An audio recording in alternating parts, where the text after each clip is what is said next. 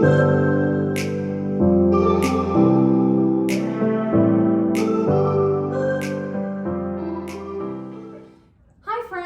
to Shine with Marilena Cortez and Mark Sedgwick. We are gathered here in Houston, Texas at the George R. Brown Convention Center.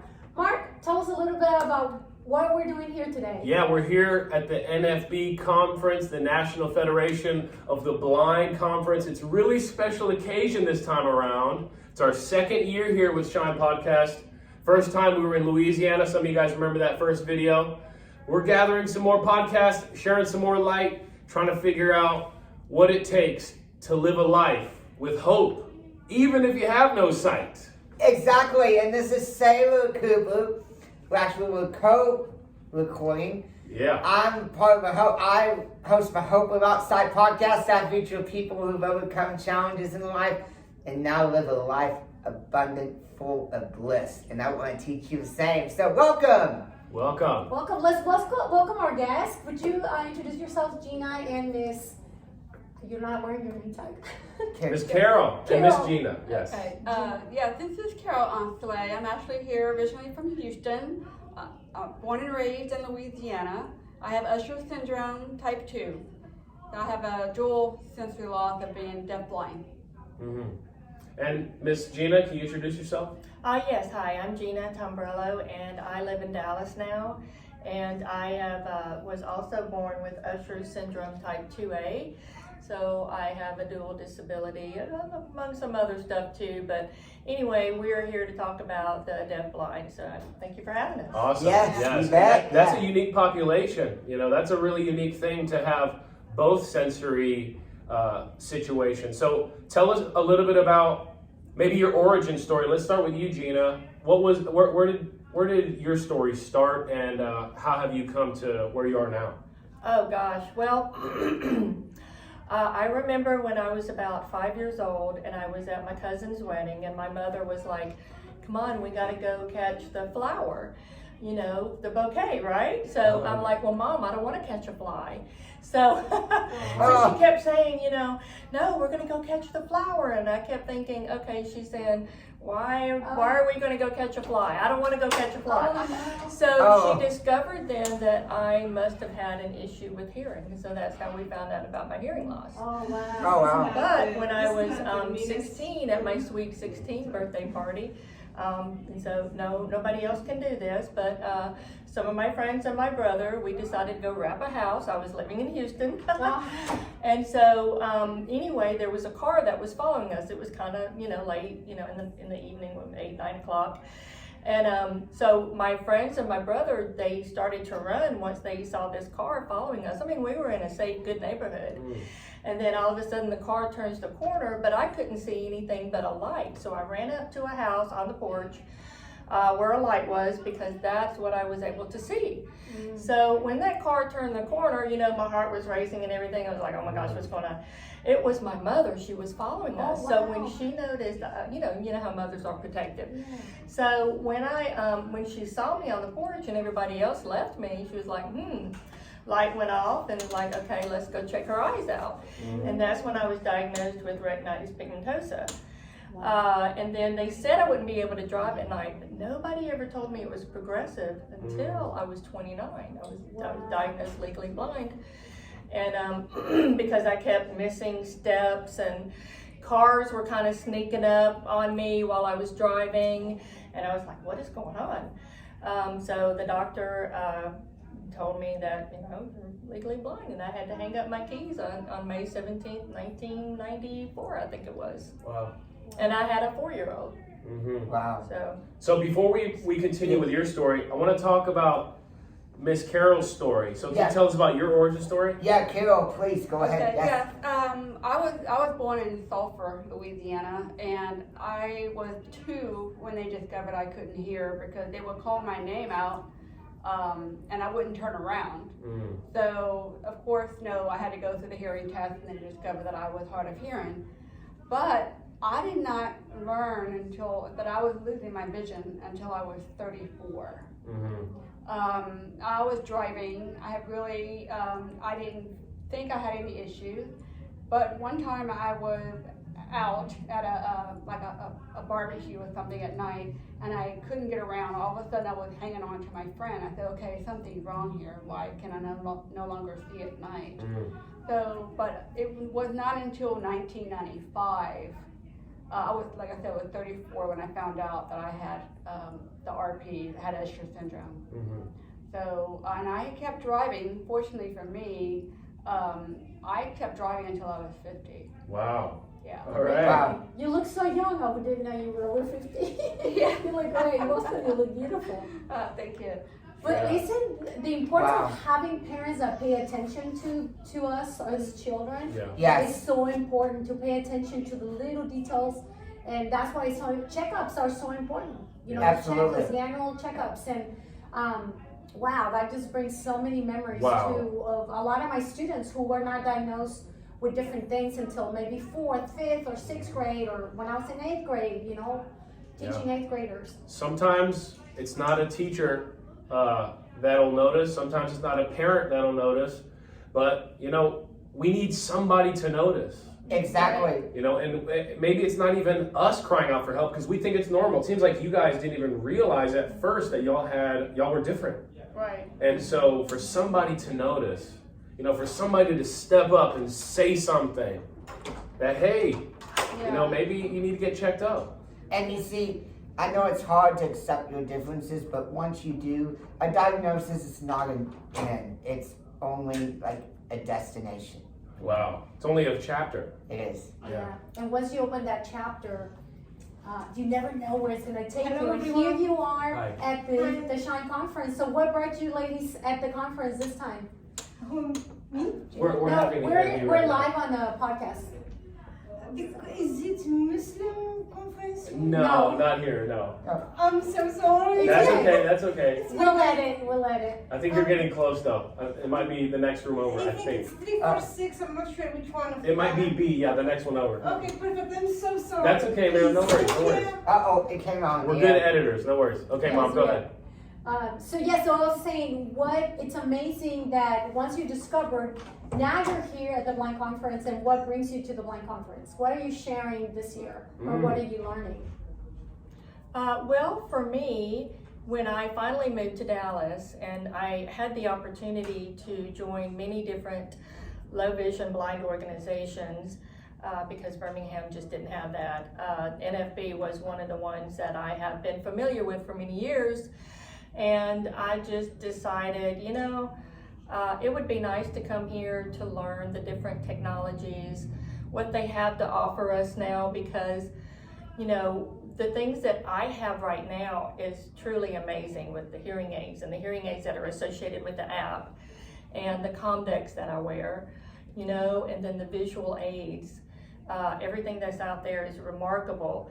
So what else is out here besides people and some of the technologies and just learning a lot more about what is offered to us? Yeah. That's beautiful. How can we find solutions? Right, that's a big thing. Right, like that OKO, right? Is that what it's called, Sailor? But Oko, you have a stoplight. Yeah, dude. App, yeah. We got to interview them just yesterday. So we're already starting to highlight some of these technologies. It's amazing what people are making, how people are willing to use what we have in this new tech age and incorporate into the populations who need help. So we That's really right. appreciate that. Yeah. And I just find it fascinating. Last year when we went, we had so many challenges in New Orleans. So Yes. Mark and I were helping people cross the street. You know, Mhm. we went there to visit one of his friends, and one thing led to another. Then we were helping people cross the street because New Orleans was not prepared. No, it was not. It was Remember no. I the would. lights, even for just people could see. Also, it was horrible. It, Like, oh, you couldn't- absolutely. you At couldn't least cross 10. the At street. least 10 people or so got hit there, and Wow. Yes. I was not. I'm glad it wasn't there this year, and I'll never go back to New Orleans again. It's Well, they said they're gonna prepare, so I don't know how many years it's gonna take. I know this year they're still not prepared, but we welcome you to Houston, Texas, and I noticed there's a little bit more preparation Yes. here, and I really love that. I love that the fact that they closed some streets, they made Yes. things a little bit more, at least try Accessible.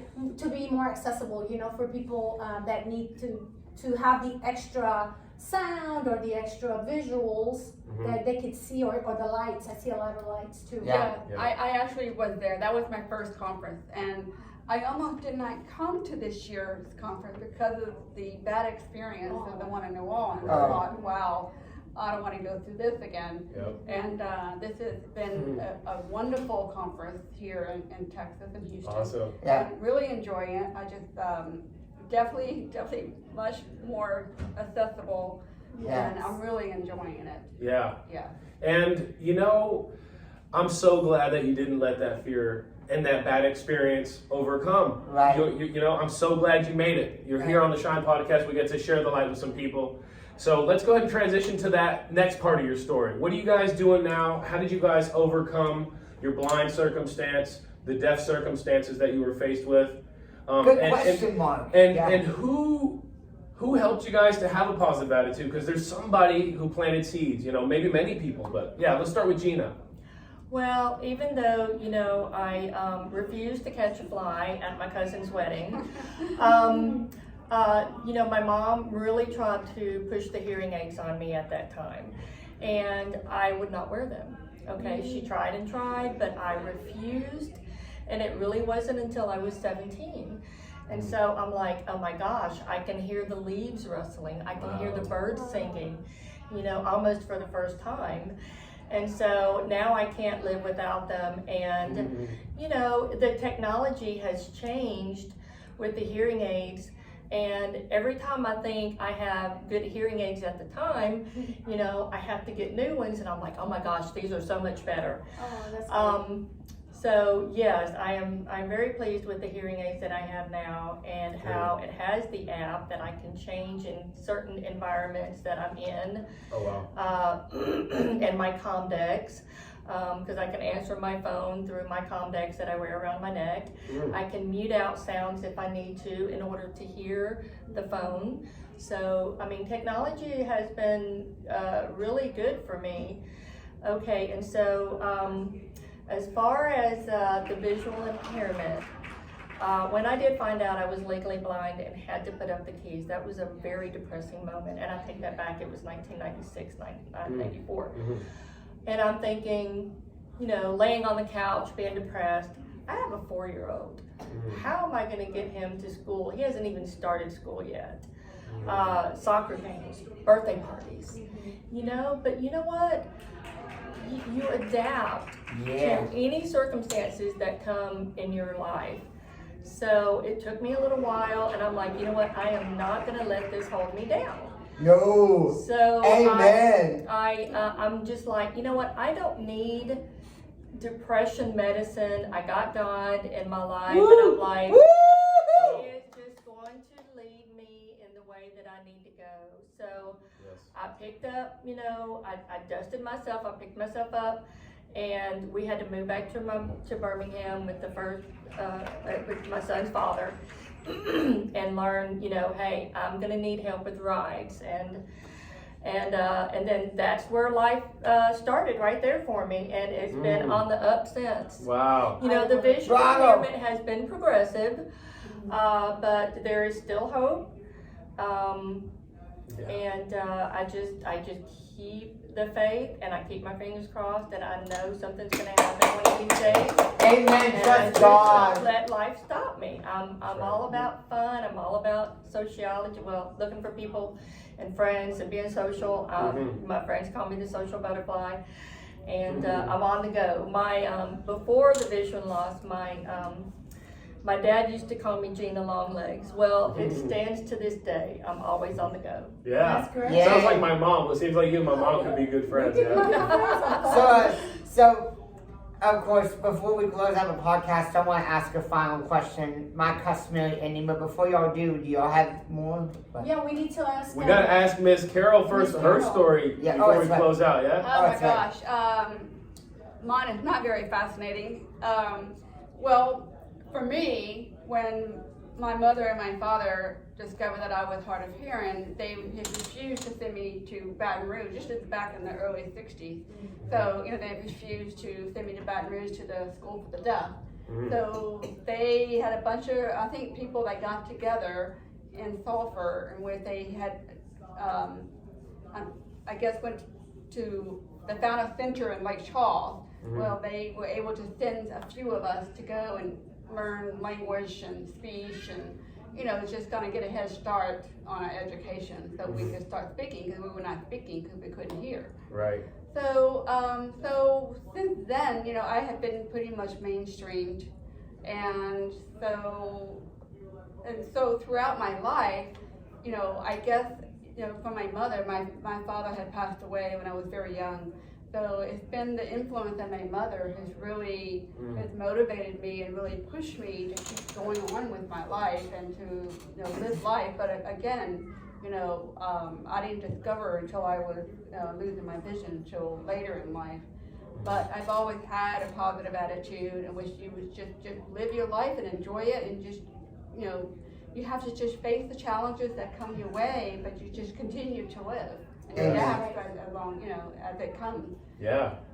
I like to tell people, or myself, when I'm dealing with any kind of challenge, it's like I tackle it. I want to tackle it. I want to go get help or find the solutions, but I'm not going to just sit there, No. I love the way you actually, God put the right people and the right equipment and the right tools that you need to continue to shine your light, And Yeah. not to let anything bring you down or stop you from living life and continue to enjoy life. And especially, you have a little one. How old is your son now? 31. 31. Wow. And I have a 10-year-old granddaughter. And Yeah. see, so you did it for that little guy, that you said, oh, my 4-year-old, I had a 4-year-old. And I think our kids motivate us. They But do. even if you don't have a son or a daughter, you have family, friends, a mom, a dad, that you need to continue to live and shine your light and allow, a God to guide you. And He'll always show you the solutions. He'll show you the way. But we can't just sit at home and wait. You gotta walk out there, get out. And I'm doing that now with my venture that I'm on. I'm shining my light. Let God help me lead the way. And That's right. Marie, you said trust God Trust in one of your God. speeches, and I'm gonna give a speech one day. I enjoyed hearing your speech at Thank you. Houston Christian University.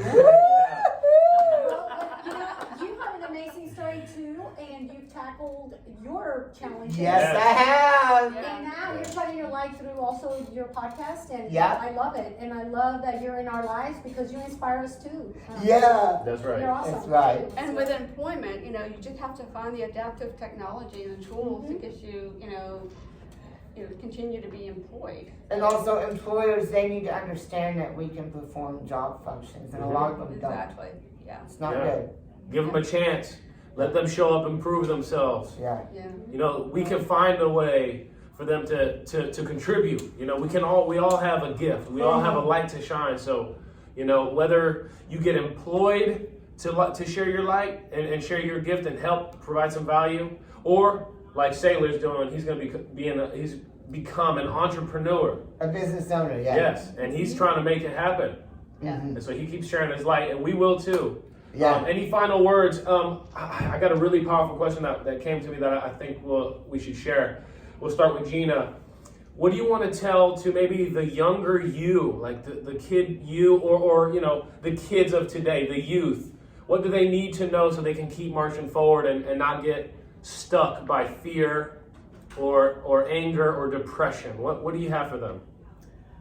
For me, I would have to say, go through what you have to go through, but make it short-lived, and keep the faith instead of fear. Always replace faith over fear, and reach out for help. There's people out there, there's support groups. Yes. And that way you're gonna make friends, you're gonna understand what technology is out there for you, and do not give up. Amen. And You want to add on to that, Sailor?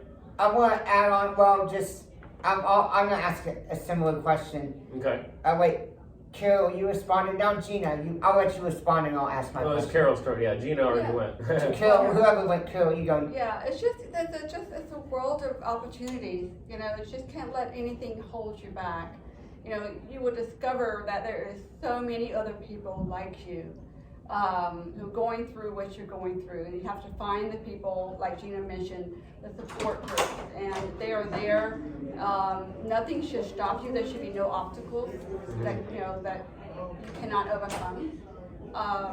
So you just have to just keep pushing through and have a positive outlook and have faith in God, and there's just a world filled with opportunity. Yeah. Don't give up. Stay on the search. Yeah. Sailor, what you got, brother? So my customary Indian I ask is, what advice would you give to anybody that's struggling in life? I guess it may be very similar to the question you already answered, but give it a shot. What advice could you give to anybody who's struggling in life and doesn't see where to turn?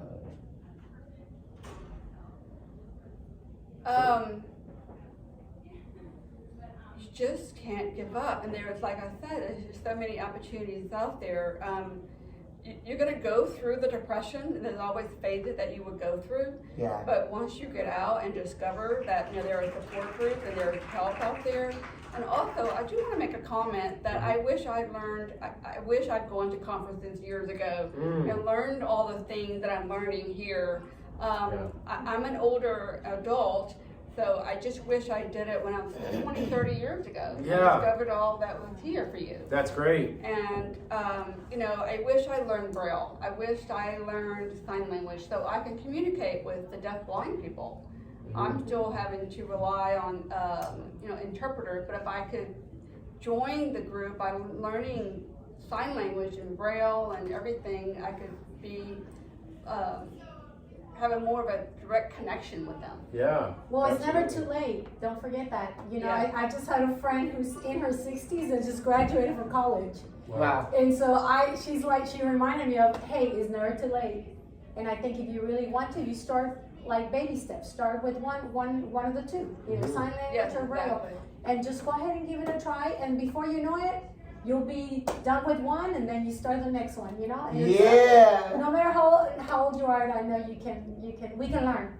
Exactly. I'm learning right now. I'm gonna learn French because I did it in high school, but now I'm getting ready to travel, and I'm like, okay, I need to go and take some French classes so when I go to France, I can communicate. And I speak Spanish, so it should be a lot easier, right? Like now that I have the foundation, so it's never too late. I think we should never give up and always remember that no matter how we are, we can still learn something new. Right. Right. Right. And don't be scared.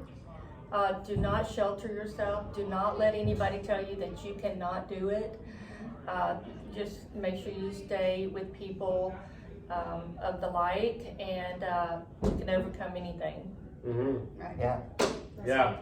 So you guys keep on sharing your light. Keep on showing up to the conferences. Wherever God is calling you, listen to that voice. Yeah. Show up. You might just save someone's life.